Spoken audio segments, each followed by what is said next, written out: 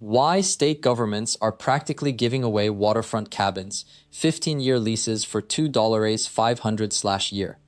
Now, before you start thinking this is another cheap real estate hack video, I need to tell you something that almost nobody talks about when they're pitching these cabin leases to you.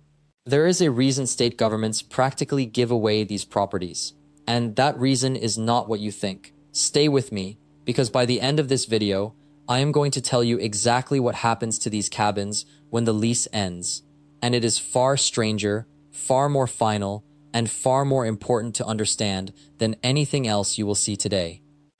If you have been watching real estate content online, you have probably seen at least one video claiming that you can lease a waterfront cabin from a state government for practically nothing. The numbers always sound incredible. 15-year leases, $2,500 per year. Sometimes even cheaper. A place on the water that would cost you $3 million if you actually owned the land beneath it. And for the price of a decent used truck payment, you get to call it home. Subscribe right now if you have ever thought about this. And please leave a comment below telling me, have you or anyone you know ever actually tried to get one of these leases? Because I have been digging into the real numbers, the real outcomes, and the real stories, and what I found changes everything about how you should think about these deals. Wait, this part is critical, and I need your full attention for just a moment. The complete guide to state waterfront cabins, the mechanics, the hidden costs, and the true long-term picture. That is available in the description and pinned at the top of the comments. This is where the full framework of how these deals actually work comes into focus. Most people never dig deep enough to understand what they are really signing up for. Here is what the videos do not tell you. State governments do not lease you cabins on waterfront property because they are generous. They lease cabins on waterfront property because in many cases, the land they are sitting on was designated as a permanent public trust generations ago. That land has restrictions built into its legal foundation. It cannot be sold. It cannot pass into private hands. It was meant to generate revenue for schools, state institutions, and public resources forever. The cabin lease is not a gift. It is a calculated use of land that would otherwise sit empty or be developed for public recreation that the state barely has money to maintain anyway. Montana has 2.5 million acres of trust land. Wyoming has over 3 million. Oregon, Idaho, Washington, every state in the Mountain West has huge portfolios of publicly owned land that generates money for state institutions through leases, timber sales, and mineral rights. The cabin is almost an afterthought. It is the state saying, we own this land forever. You can live on a small corner of it for 15 years. After that, we own the cabin too. Let me give you the first real number nobody wants to emphasize. Most of these cabin leases run for 15 years, some run for 10, a few states offer longer terms. But in Montana, which has the best reputation for these deals, the standard lease is 15 years. That means when you sign the paper, you are making a decision about the next 15 years of your life. You are building a home, installing utilities, landscaping, making memories, and when that lease ends, the state has the legal right to tear the whole thing down if it wants to, and you cannot stop it. Some states, to their credit, offer what they call renewal rights. This means if the land is still available for lease when your 15 years are up, you can negotiate to renew, but renewal is not a guarantee. It is an option. The state can choose not to renew. They can decide they want to use the land differently. They can increase the lease price dramatically, or in some cases, particularly if the land becomes valuable for timber, mining, or public recreation infrastructure, they can simply take the land back and the cabin comes with it. This is where the conversation gets uncomfortable, because there are documented cases, not many, but they exist, where people have lived in these leased cabins for 10, 12, sometimes even 14 years, making significant improvements, treating the place like a real home, investing their own money into repairs and upgrades. And then when the lease term approached its end, the state exercised its right and chose not to renew. The cabin was demolished. The person had to leave. Now, I am not saying this happens constantly, but the fact that it can happen legally, contractually, with no obligation for the state to compensate you for the cabin you built or the improvements you made, that is the real secret these deals are hiding. The cheap lease price is not actually a deal. It is the state saying to you, We will let you live here very inexpensively, but understand that we own the ground forever and the cabin is temporary. Some cabin lessees understand this completely and go in with their eyes wide open. They know they are borrowing the land. They know the cabin has an expiration date. And for them, it works. They get a decade or more of being able to live beside water that would otherwise be completely out of financial reach. They raise their children there, they fish, they sit on the dock in the morning and watch the light change on the water. And when the lease ends, they move on. The experience was worth the impermanence. But other people go into these leases thinking they are buying a lifestyle, or that they will somehow find a way to own the cabin later, or that the state will surely renew their lease because surely, after 15 years of being a good tenant and maintaining the place and paying on time, they will have earned some kind of security. And that assumption is where these deals become genuinely heartbreaking. You have not earned security because there is no mechanism to earn it. You are not building equity. You are not gaining any legal claim to the land or the structure. You are leasing, and leases end.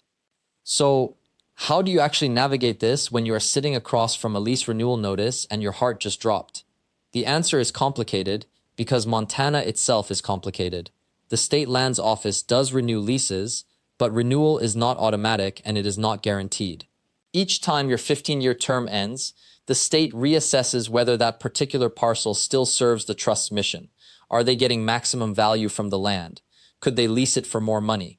Could they sell it outright to a developer who would pay significantly more? Could they return it to a state forest for public recreation? These are the questions the state is asking, not whether you have been a good tenant. The lease itself will tell you the odds of renewal, buried in the fine print. Some Montana leases are issued with what they call a first right of refusal, meaning if the state decides to sell the land, you get the first opportunity to buy it at fair market value. But fair market value for waterfront Montana property is not cheap. We are talking anywhere from $5,000 to $15,000 per acre.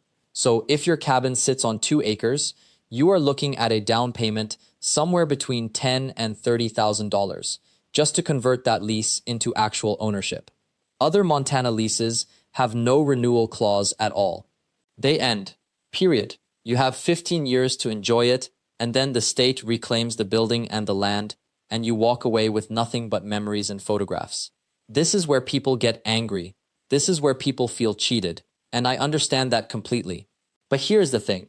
Before you sign a Montana lease, you know all of this. It is written down. You are not being tricked. You are making an informed choice to lease a cabin at a fraction of the cost of ownership, with the full understanding that the arrangement has an expiration date. Now let us talk about Oregon, because Oregon has taken a completely different approach to this problem, and it is one that actually interests me more than Montana's model. Oregon owns roughly 5 million acres of state forest land. Unlike Montana's trust lands, which exist primarily to generate revenue for schools, Oregon's forests exist in a kind of balance. They generate revenue, yes, but they also serve conservation and public recreation purposes. And buried within that mission, Oregon leases out a handful of what they call remote cabin sites to private individuals. There are fewer of these cabins than there are in Montana. We are talking maybe 30 or 40 statewide compared to Montana's hundreds. But the leases are longer. Oregon offers 20-year terms. And crucially, Oregon's renewals are actually more favorable to the leaseholder. If you have maintained the property, paid your rent on time, and followed the terms of your agreement, Oregon will renew you, usually for another 20 years. It is not automatic, but it is expected. It is how the state actually operates in practice. The price point is also different. An Oregon forest cabin lease starts around $1,800 a year. Some of the better locations, closer to access roads and water, run up to maybe $4,000 a year. But you are also getting a longer lease period with a more realistic renewal expectation. The math on this is actually more favorable to the person who wants to stay long-term. Here is where I need to pause for a second and make sure we are on the same page about something crucial. Before we continue through the remaining states, you need to understand that what I am about to show you is not just about finding a cheap cabin. This entire landscape, the way states are managing these leases, the terms they are offering, the loopholes that exist, the mistakes people are making, all of it is covered in exhaustive detail in our complete guide. which breaks down state by state exactly how to evaluate these opportunities, what questions to ask, what to avoid, and how to calculate the true long-term cost of each arrangement. That guide is available in the description and pinned to the top comment. And it is the place where we actually decode the mechanisms behind why some states are opening these opportunities up while others are locking them down. Because here is what most people miss, and this is actually the pivot point that changes everything about how you evaluate these deals. Each state is solving this problem from a completely different angle based on its own financial pressures and political priorities. Washington State, for instance, has taken the most investor-friendly approach of any state we are covering. Washington owns approximately 2.7 million acres of state forest land, and unlike most other states, Washington actually allows some of these cabins to be bought outright, not just leased. You can purchase a cabin and its surrounding lot from the state for a price that is typically between $40,000 and $70,000. The land remains state property. You cannot sell it to someone else or develop it, but you own the structure itself.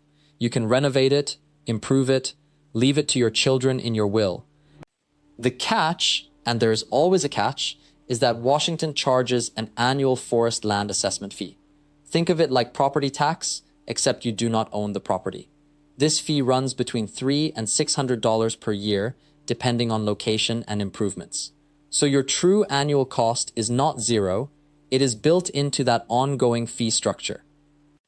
But here is what makes Washington different from Montana and Oregon. If you own that cabin, the state cannot simply decide not to renew you and take it back. You have actual property rights. Your ownership is protected. And that changes the entire psychological and financial calculus. Some people would argue that Washington's model is actually the closest thing to a true win in this whole landscape. You are getting land access, building security, and ownership rights for a price that is still, in most cases, significantly less than what you would pay for equivalent property on the private market. But before you pack your bags for Washington, understand that availability here is genuinely scarce. These cabins come on the market maybe once or twice a year statewide. The waiting list for notification when new properties become available can stretch for years. And when one does go on sale, the bidding can get competitive. Not mansion-level competitive, but enough that you might end up paying $50,000 or $60,000 instead of the starting asking price of $35,000 or $40,000. So we have covered 3 states now, and the pattern is becoming clearer. The closer a state gets to a true ownership model, the more stable the arrangement and the more security you have. But the trade-off is always cost and availability. Montana gives you the cheapest entry, sometimes under $2,000, to lease a cabin for 15 years, but with the least certainty about renewal. Oregon offers a middle path, moderate cost, moderate term length, and actually reasonable renewal prospects. Washington gives you the most security and actual property rights, but at the highest price and with the longest wait for availability. But here is where most people stop looking. They see those 3 states, they run the numbers, they bookmark a few listings, and then they close the browser tab because something feels incomplete. There is a nagging sense that they are missing something. And that feeling is exactly right, because there is one more category of waterfront property that most people do not even know exists, and it is buried inside the federal government's own backyard. The U.S. Army Corps of Engineers manages over 400,000 acres of recreational land across the entire country. That land surrounds reservoirs, runs along river systems, and includes some of the most dramatic waterfront real estate on the planet. And unlike state trust lands, which are managed for revenue, Corps land is managed explicitly for public recreation and resource management. What that means in practical terms is this: the Corps will lease you cabins and cottage sites on their land for durations that can rival or exceed state leases, often at prices that are astonishingly low, sometimes under $1,500 for a 20-year lease on a waterfront parcel. The catch, and there is always a catch, is that Corps leases come with even less certainty about renewal than state lands. The federal government reserves the right to reclaim any property if project management changes, if environmental conditions shift, or if public access needs realign. You could have a 20-year lease that ends and the Corps could decide not to renew. You could lose the cabin. It is the most precarious of all these arrangements, but it is also the cheapest, and for some people, that calculation makes perfect sense. Idaho manages its own version of this through the Bureau of Land Management. And if you have ever spent time in central or eastern Idaho, near the Frank Church Wilderness, you know what that landscape feels like. There are cabin leases out there that come with genuine solitude. You can hike for hours and not see another person. The cabins themselves are sometimes primitive. No electricity, no running water, but they are also priced accordingly. $500 to $1,000 for a 10-year lease on land where you might be the only person for miles. Now, I know what you might be thinking. This sounds too good to be true. And on some level, it is. These leases exist, and they are real, and thousands of people use them every single year. But they require a very specific mindset. You cannot expect modern convenience. You cannot plan on the lease being renewed when it ends. You cannot treat it like an investment or a retirement asset. You have to be comfortable with impermanence, with the knowledge that your time there has an expiration date written into the contract from the moment you sign it. But here is something that shifts when you accept that reality. When you stop thinking of a cabin as something you own forever and start thinking of it as a place you are steward of for a defined period of time, something changes in how you inhabit it. You are not trying to flip it for profit. You are not agonizing over whether the market is moving up or down. You are simply living there. You are waking up to the sound of water.